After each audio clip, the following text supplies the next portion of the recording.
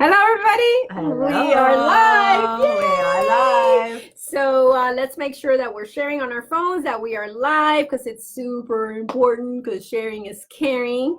But tonight is a super special night because I have one of the therapists in our city that I very, very, very much respect.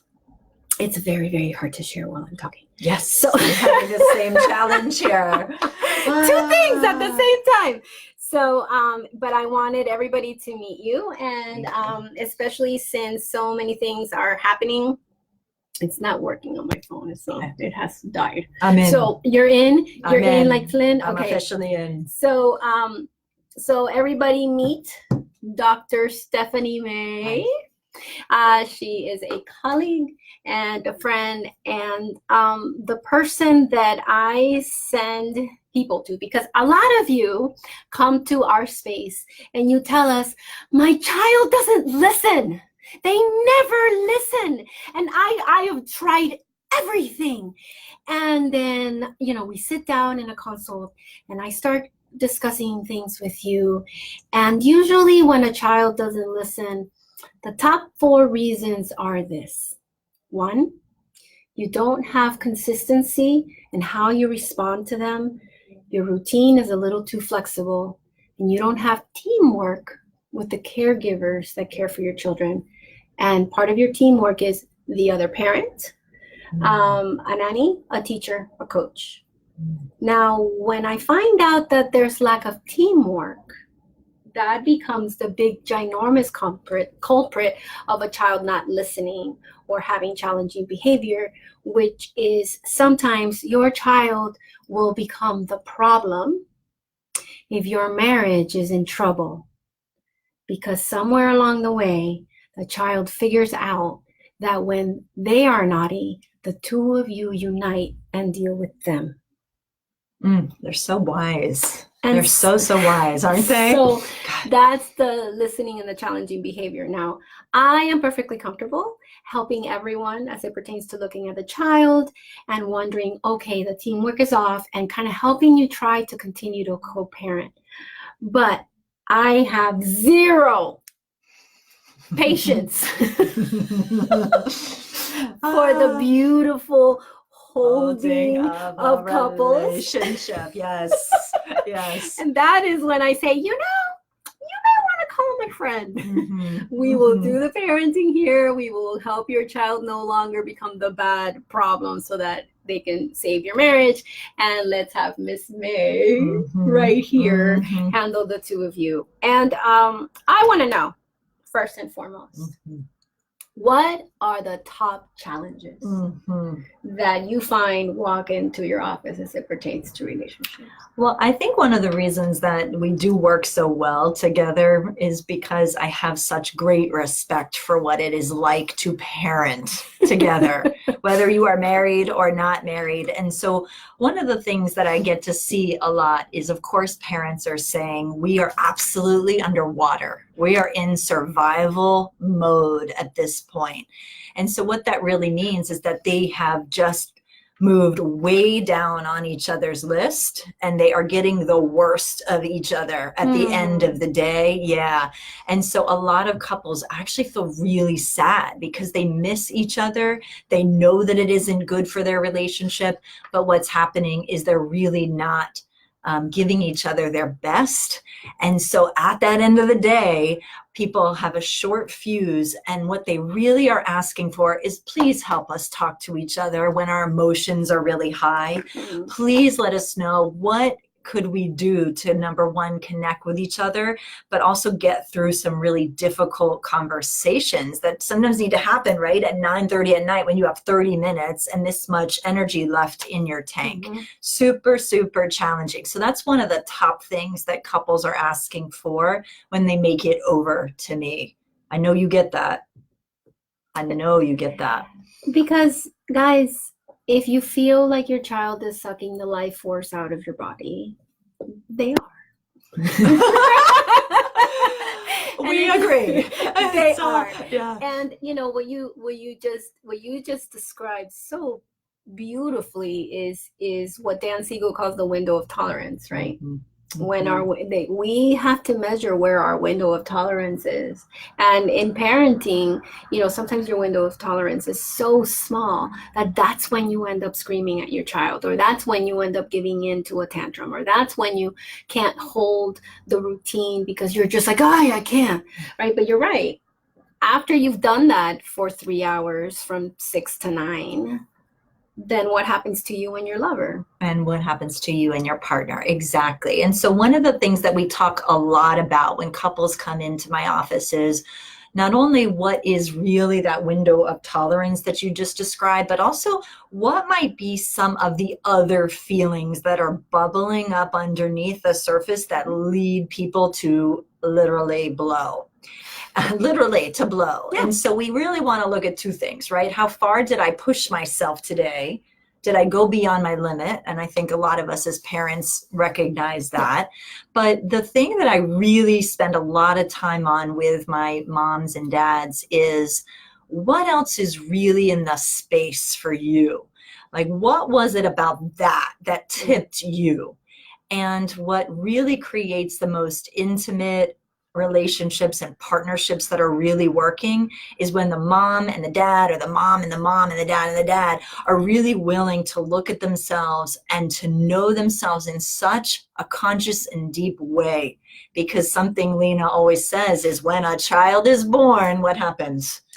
Ghosts from your past show up. Angels from your past show up. And what we know is that your children will thrive if you can make sense of how the past influences your present. And it's true. A lot of people end up and wake up parenting to things that they haven't really settled from their past.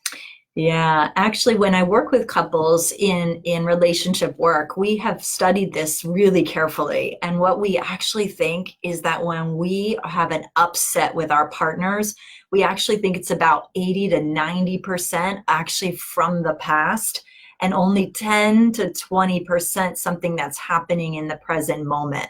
And that doesn't mean that your partner is off the hook, right? It doesn't mean, oh yes, you're so innocent that you contributed nothing. But I want you to really look at those numbers, because 80 to 90% from our past we bring into this moment in terms of how we react, not only to our partners, but also our kids too. Mm-hmm. I know you get that. I 100%. know you know.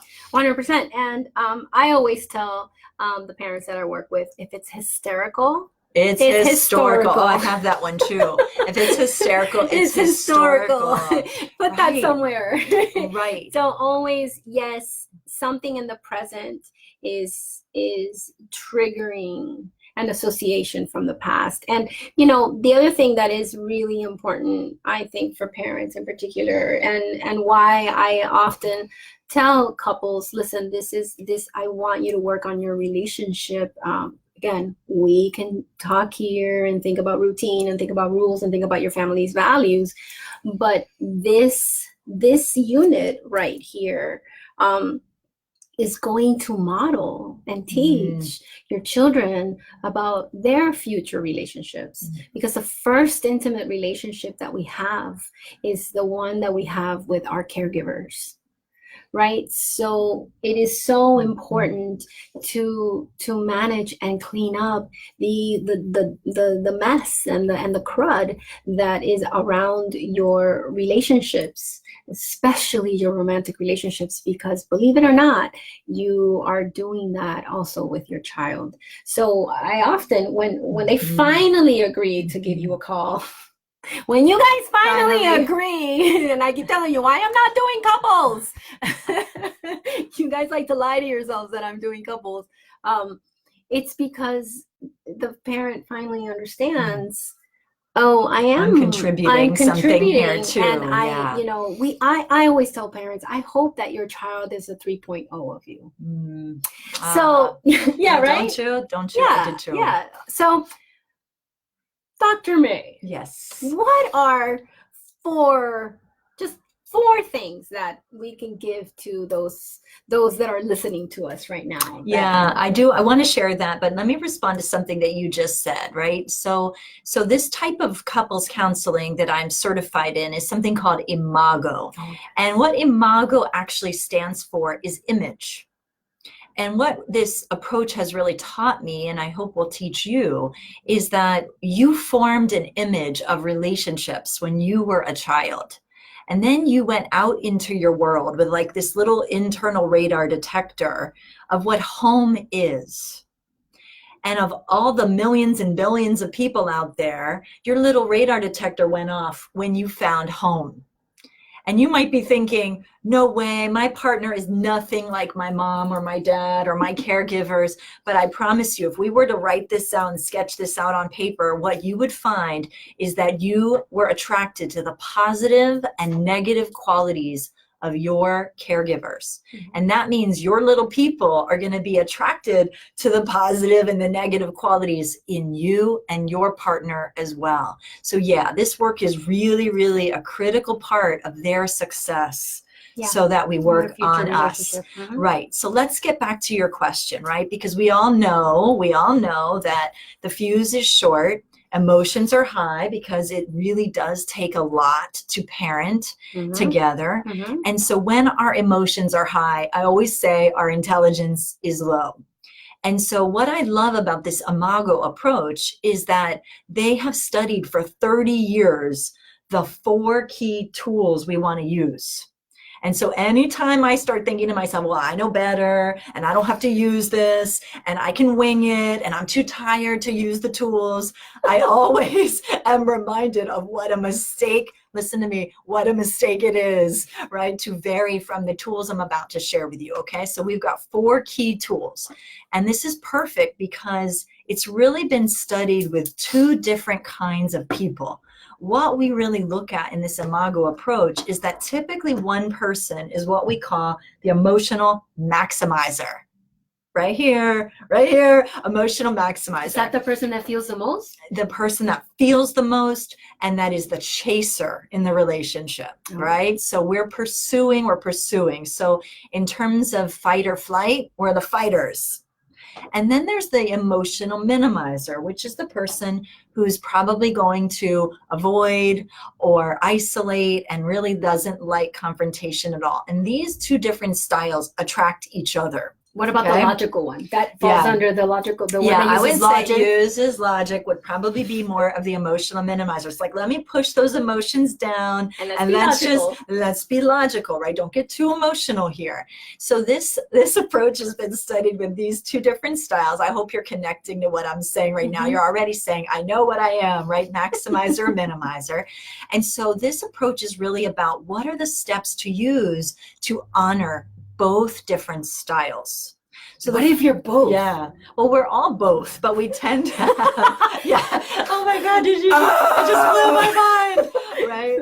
She just blew my mind. So we all tend to do both, but we have a particular tendency overall, right? Okay. And so the first thing that we really want to bring into our relationships is the step of permission. Permission is really where we come to each other and we say, is now a good time to talk about something important? Now, this is really good for us emotional maximizer people because we need to respect other people's boundaries. Can you see that? We need to respect and not just plow through with our emotions. And the person who's more of the minimizer loves this step because it may not be the right time for them. Yeah. But they have to say, not now, and name a time to circle back around within a 24-hour period.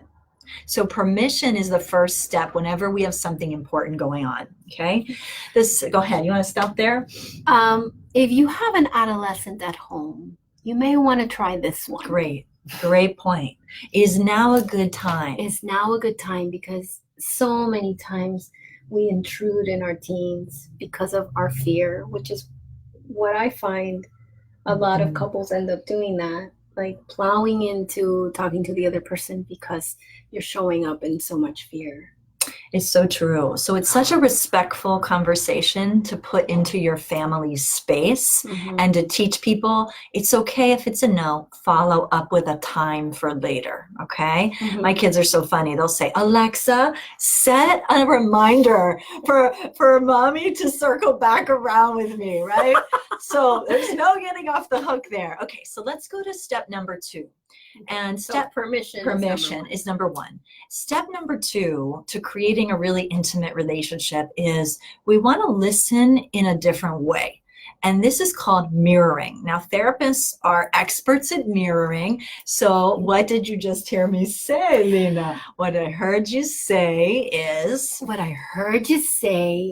that the second step to be in relationship is to mirror. No. Yes. To mirror why you're listening. Yeah, what you're hearing them say. What you heard them say. Yes, you heard that correctly. So you can hear that. It gives me an opportunity to say whether you really heard me or not.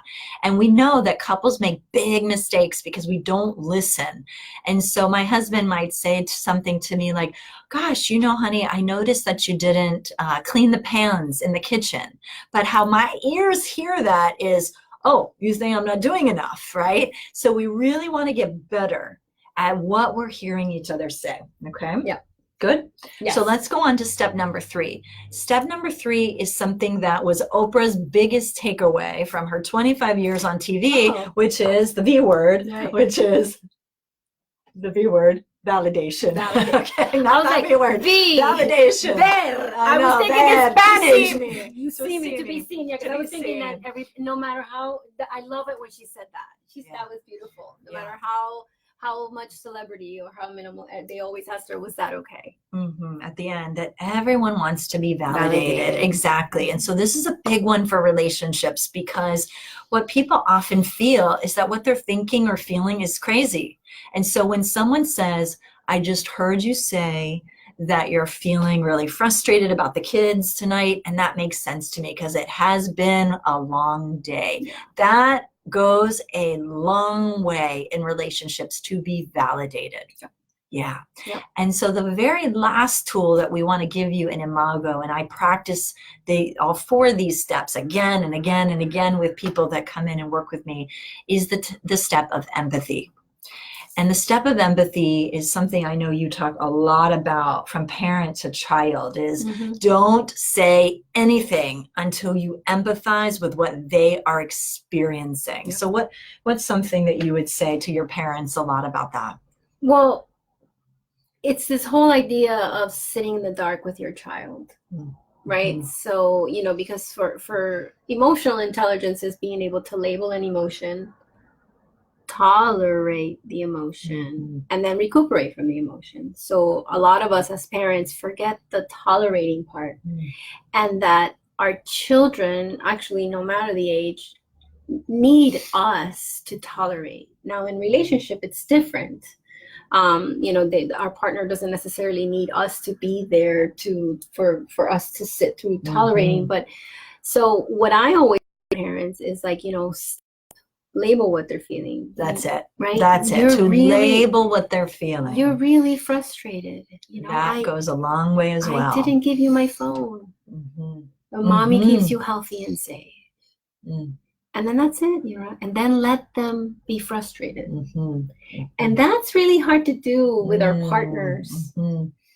Because, and it's hard to do with our children because it makes us feel uncomfortable. Because when we're really, really close to someone, we have mirror neurons. And if I love you, I am going to feel what you're feeling. And for some of you, especially with young children, you may have gotten to 30, 40, or 50 without being able to manage sadness, without being able to manage anger. So I find that it's easier for parents to stop it in their children, but then you break them. Then you break them. Yes. You break that emotion. Yes. You break sadness. You break frustration. Because your 3-year-old that's screaming bloody murder and anger, their emotions are not broken. Exactly. Yours are. right. And so, Yeah. so what you're really saying is that our children become this amazing reminder of where we've lost touch with our own emotions. And Yeah. so we really, really get to reconnect and plug back in to how to feel and not make our feelings wrong. And so this is just a wonderful lesson for us in relationship too, so that maybe I'm feeling frustrated, my partner's feeling frustrated, but my ability to also hold both of our feelings at the same time is also one of the key steps in intimate relationships. And the freedom of empathy is that you get to let go of fixing it.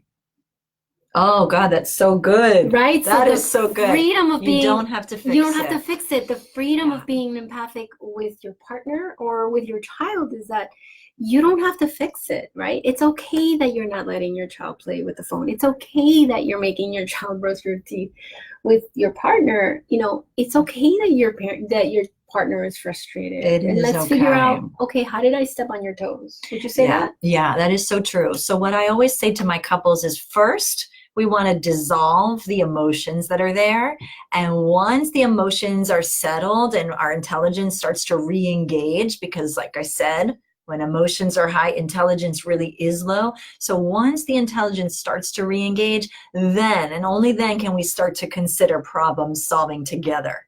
But the first step and the agenda really that helps couples finally get intimate and reconnect is that we just focus on dissolving that emotion, being empathetic and validating of those emotions.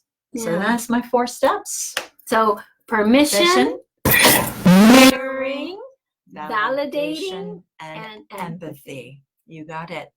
4 easy steps that are incredibly hard to do. and we'll practice and practice and practice together. So is this a good time just to say what's going on then this weekend where we're going to get to practice more of that? Besides me wanting you guys to get to know someone that I love and respect and I refer to a lot, I wanted Dr. May to have the opportunity to tell all of you that have not met her the opportunity that all of you can have this coming weekend. So tell us all about the weekend and tell us what to expect and what they can walk away from. Yeah, so as you can hear, I often work with a lot of Lina's parents in my office one-on-one, right? So it's me with a couple. But that is also a very slow and gradual process. You can imagine spending an hour and a half with me every week or every other week would really take a long time to keep getting that practice and keep getting that practice. And so one of the things that we've created is a weekend retreat for couples where we dive into this IMAGO approach together, and you get a lot of practice in 2 short days. And so you'll really leave this weekend having a great sense of what is this IMAGO theory, how to use these 4 steps in your relationship. And the fun part is, am I a minimizer or am I a maximizer? Because that's going to change your whole relationship. Both, right? Why are you confusing me, Dr. May? Okay. I'm both. Yeah, you get to be both. You get to be both. That's good. We actually want to be both, really, in the end, right? We want to have access to all of those things. So that's the story. And if you would like to join us this weekend, I'm actually setting up some brief consultation calls. So I'm going to, you have to have a consultation before you make it into the workshop. We want to make sure all the couples are really a good fit for that experience. And so you just send me a little private message on Facebook that you want to set up that call, and we're all set. Yeah. And we put some of the information in the comments. If you are part of our email list, you got it in your email, so check your junk pile. Maybe it went in there. If you're not part of our email list, text ready, the word ready, to 66866, and you'll start getting your emails, like letting you guys know about wonderful things in the community. So this weekend, spend 2 days with your partner practicing this IMAGO permission, validation, mirroring, and empathy. And hopefully the intimacy in your relationship will shift, because at the end of the day, we are relational beings from the moment we pop into this earth. So I just thank you for all the wonderful things that you do. This is my go-to blog, this lady right here with my 2 boys. So thank you, thank you, thank you, really. yay! All right, guys. So get to know Dr. May. Thank you. Go to the Bye-bye, retreat. everybody. Call those peeps to take care of your kids and get there.